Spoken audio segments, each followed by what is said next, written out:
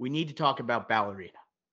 We are returning to the John Wick universe. Ballerina, starring Ana de Armas, featuring Keanu Reeves' return to the big screen as John Wick, the first time since John Wick Chapter 4. This is hitting theaters June 6th, 2025.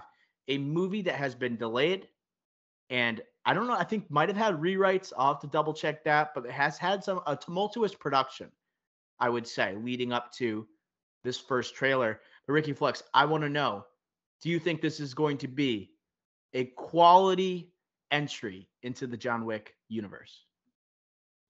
I do. I do. I was very down on this, or not very down. I had my question marks. I was skeptical pre this trailer because John Wick is expanding at a rapid pace. This franchise, they did the Continental Peacock show, which was a bomb. They're doing another spin-off show. They have other aspirations for other spin-off movies. There's been rumors about certain spin-off movies and prequels and whatnot. There's rumors of another John Wick movie, even though we kind of know what happens which we know the end of John Wick 4, but John Wick 5, they're going to basically pretend that didn't happen / kind of just reconstruct your history. So there's a lot of question marks around this franchise, and they're moving faster than usual IP does or franchise do, which never bodes well. And with Ballerina, like you said, there's production issues probably akin to how fast this is moving, right? So, yes, I was skeptical. But looking at this trailer, this thing looks legit. I'm not saying this is going to be as good as any of the John Wicks 1, 2, 3, or 4, but does this look formidable for the big screen? I think it does. I think so too, Ricky Flex, at least by the trailer. The trailer knows how to hook a John Wick fan. And the movie itself, it looks slick. It looks like John Wick. Along with that, I made a list. It's got Baba Yaga is used in this trailer. You have the myth of John Wick expanding beyond just the appearance of Keanu Reeves, people talking about John Wick, the idea of the Baba Yaga. You have dance club action sequences. You have flamethrowers. You have killer death scenes that you only can see, really unique death scenes that make John Wick movies. You have Ian McShane here. You have the Continental. You have Lance Reddick in his final role, his final turn in a John Wick project. Rest in peace is right. Angelica Houston, you have connections not only in the entirety as a whole, but also specifically Parabellum. This, I think, if you're a John Wick fan, you are relieved after seeing this trailer. And speaking of John Wick fans, let's talk about Keanu. Keanu makes an appearance here. We probably should talk about Ana de Armas first because she is the lead, but we're not going to do that because this is John Wick. Ricky Flicks, I was surprised we got so much John Wick in the trailer. You know, what are your thoughts on that? How much Wick do you think we're getting here? So I had two negatives with this trailer, and that was one of them. I think it's maybe a little too reliant on John Wick, not the John Wick IP franchise. I think what you said with the Lance Reddick and the Winston, Ian McShane, and the Continental, and a couple other characters in the mix, the isms, right? The John Wick isms, fine. But all the references, a whole minute dedicated to Keanu and John Wick himself, it might be a little bit too much if you're trying to divert away from John Wick. This is like diving pretty much head first into saying Keanu's going to be a major part of this movie. He won't be a co-lead. He'll be a supporting role for sure. That is obvious, but a significant supporting role. That's pretty much a certainty after seeing this trailer. So for me, that goes to maybe like the rewrites we were talking about, potential production delays, and probably reworking the story, trying to get around Keanu's schedule. Some things open up. Maybe he can be in it more. Maybe that's why they're trying to do some rewrites and try to include that John Wick lore or whatnot, right? So for me, it seems a little bit too reliant on it, especially as you're doing all these other franchise IP spinoffs and whatnot. And you probably want to do, if this is successful, not only critically, but at the box office, you want to do more. But Keanu's only getting older, and you probably want Ana de Armas to carry this potential next iteration of the franchise if this is successful. But maybe I'm getting a little too ahead of myself. Overall, maybe a little too reliant on John Wick. I think one of the best qualities of the John Wick universe is the world building it does, starting from the first film and its expansion, maybe you want to trust the world building a little bit more rather than having so much of Keanu in that first trailer. I think they've built enough of a fan base where this is $1 billion franchise. You don't need as much Keanu as you think you do. So I think they do kind of mess with it a little bit in terms of, I don't think we're actually going to see a lot of Keanu. I think it's going to be him, like him going down the stairs was a shot. That's like one shot in the trailer. And it's maybe a younger Ana de Armas looking on, seeing the myth, the Baba Yaga. So it's going to be her seeing him every once in a while. No speaking lines because it is John Wick, for God's sakes. But to see him every once in a while popping up, a mention every once in a while. But I really think he's going to have one stellar action scene side to side with Ana de Armas. I think that's what we're going to see from this movie. It's going to be it could be one of the best cameos, I think, in quite a long time, Ricky Flicks. It's going to be, I can already guarantee you this for the Drive-In Pod Awards next year.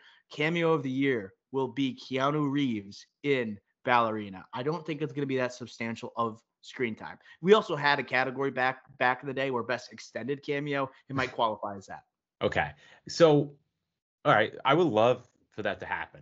What you just said, an extended cameo max, right? But that would mean that this trailer probably oversold him a little bit here, probably to draw right a bigger audience, which would make sense. So I'm more leaning. I think you persuaded me. I'm more on your side now, right? But with that, then yeah, I would agree. Probably third act, help her, like we'll get like a similar Donnie Yen Keanu staircase, Sakura core staircase scene. We'll get something like that where he helps her get to the finish line for her revenge. Because another thing I liked about this trailer is that it had her spin on it. It's not just her origin story and like, oh, she just wants to be a killer because she had nowhere else to go and Ian McShane brought her somewhere. It's like, no, there's a reason for it. There's a backstory. There's a revenge story. And that's John Wick. So that another reason or another thing I liked out of this trailer.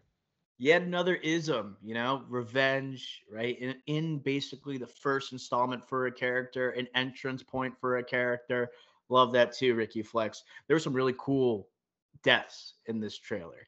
The one that really stuck out to me, honestly, was when Ana de Armas spun the man around like the metal door, shoved the metal door against him, and the bomb went off or the grenade went off right where the guy is, and like I basically made him combust. That was sick. And if that is just a flavor that they're teasing, I can't wait to see the rest of it. This is like the most unique death sequences in any franchise. I can't wait to see him expand upon it a little bit more. Any other ones that really stood out to you? Yeah, I think they actually like watching it again.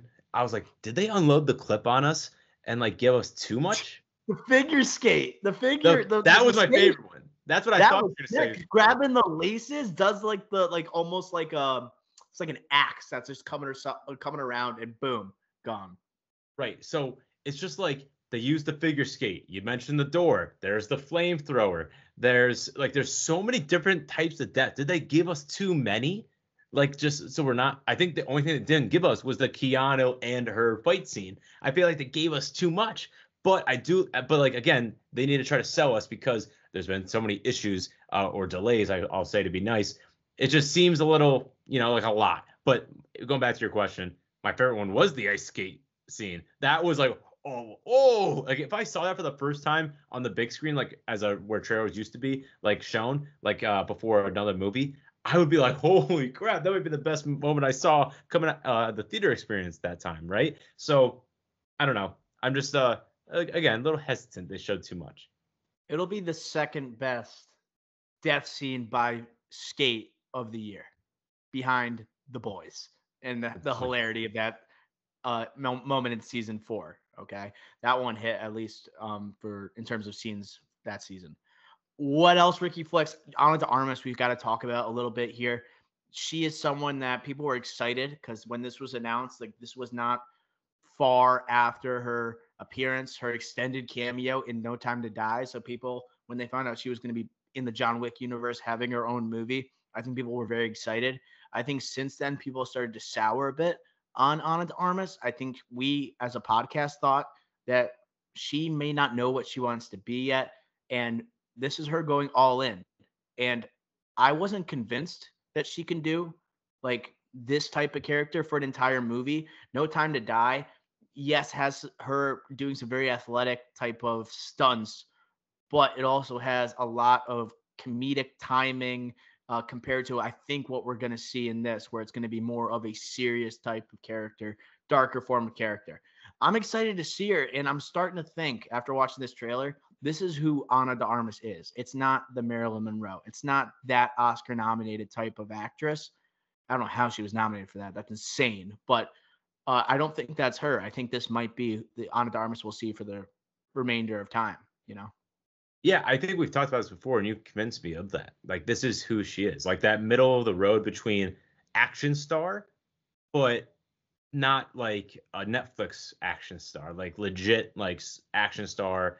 She's obviously good looking enough, but I think she has the acting enough where she's worthy of the big screen as well.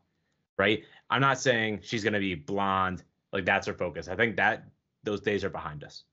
Right? It's more like, hey, can you lead a John Wick franchise? Right? I'm trying to think of, like, Kate Beckinsale was another one like that did this, right? Trying to lead an action franchise. Angelina Jolie did this at a time. Now Angelina Jolie also is an Oscar winner. So Yeah. not that to the extent, but that era that she in. Charlize Theron, I'm not saying as good as Charlize Theron on the action side, but those are the type of like runs that I think Ana de Armas right now is about to go on, where she might do where hey, it might not be 3 Ballerina movies. It might just be one of these. Then she does another action movie that's like awesome in theaters, does well at the box office. So I think that's more what she is rather than a Ghosted with Chris Evans, where it's just an Apple TV shitty movie. That's like a kind of a comedy too. What was the She's not Netflix that. one? Netflix was The Gray Man. Yeah. Like, that's not her either. Like, this is more her speed, where there's a little bit of that acting flair, but again, the core of the movie is box office action. That's why we're going to see you. We're seeing Ana de Armas doing cool shit, but also you kind of make sure it doesn't reach the floor of a Netflix movie with your acting. Yeah, you know what I liked that you said is actually Angelina Jolie, and I mean, Ana de Armas got nominated for an Oscar. She was like making a run as a very serious actress, you know. So I think for the comparison is that they are young. They like Angela at the time, Angelina Jolie, when she's like doing Tomb Raider and Lara Croft and stuff like that. Like, she smolders on screen the same way that Ana de Armas does. And I think could pack a punch at the box office. And I think she's realizing that. That's why I like that comparison. I think it could foreshadow what Ana de Armas's future will be. And I do think that the more I thought about the delays and like the tumultuous production of this, I kept on thinking maybe it's because the John Wick franchise doesn't know where to go right now. And we know the Kane movie is coming with Donnie Yen. And so they're starting to figure their stuff out here. John Wick, they don't know whether to make John Wick 5. And he's introduced in this movie. Would a John Wick 5 potentially, if this movie lands, could you have Ana de Armas and John Wick as a team up in John Wick 5? Would that potentially be on the table if this movie hits? I think they are just kind of mapping out what the world will look like if they don't have Keanu Reeves. If they do have Keanu Reeves, I think it's kind of up in the air. And I think that might have played a part in if the script had to be rewritten or a different direction was thought about for Chad Stahelski and company. Yeah, I agree with you. I agree. Just like the whole franchise is trying to figure out where they want to go, all these different spin-offs. Do we want Keanu in this movie? Can we get him in this movie? Can we not? Ana de Armas, do we want to kill her character at the end, perhaps? Or maybe she's this good, we have to rewrite it because we want to leave it open for a sequel. I don't know. I just think there's a lot of questions to be had, and I agree where they had to just rewrite a couple of things. If it has the DNA of a John Wick film, she will not die at the end of this movie. They are superheroes. We forget they are superheroes. And my last thought on this trailer, one thing I didn't like about it, but I love the song, just having like a Tiny Dancer. That was Elton John. I was just like a little too on the nose. Like, let's make this a little more sophisticated, right? Maybe give us a little bit of house music, drop club type of thing. But instead, we got Tiny Dancer. I was thinking, if you want to do something with dancing or opera, do Russian opera or something like that. Ooh, like big tone, that tone that could have worked. Instead, like, you kind of played to, I don't know, trying again, unloaded the clip, doing a needle drop like Elton John. that trying to get more audience, more box office. That's what I kind of took it as, when I wish they didn't do that. Thermometer predictor time, Ricky Flex. What do you think Ballerina will score critically? So John Wick 1 was at 86% on Rotten Tomatoes. John Wick's 2 and 3 were 89. I don't have 4 in front of me, but I'm assuming that was in the 90s. I know it reached high 90s. Yeah, at one point. I don't know how far it's fallen. My guess right now, this is what I'm good at, knowing Rotten Tomatoes scores. I think it's 97. Yeah, I would go 97 too. For this one, I'll go 81. Lowest in the franchise, but still in the 80s, still good, credible. They know the formula. It's going to hit the formula. 81. John Wick 4 is 94% on the thermometer. I thought it was higher. It was higher back in the day. I don't know if just like a flood of reviews came in. Ricky, I'm at a 77.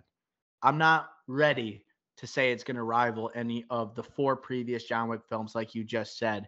And there must be, if it's not, if like the tumultuous production wasn't about the direction of the John Wick franchise, might make me a little scared. And then once again, Ana de Armas, is she that girl? You know, there is are she question that marks. Just like Keanu, we knew like that this movie was a hit out of nowhere. Like everyone thought that was going to be like a direct to like on demand type of release. Yeah. I don't know if it was going to be direct to DVD. I don't know. 2014, I guess it was in that shady area. It could be either one.